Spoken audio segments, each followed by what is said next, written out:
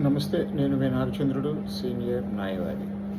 Collusion వాది లా- వాదిదారి lawyer ప్రతివాది లాయర్తో రహస్యంగా కలిసి పనిచేస్తున్నాడని ఎలా తెలుసుకోవాలి?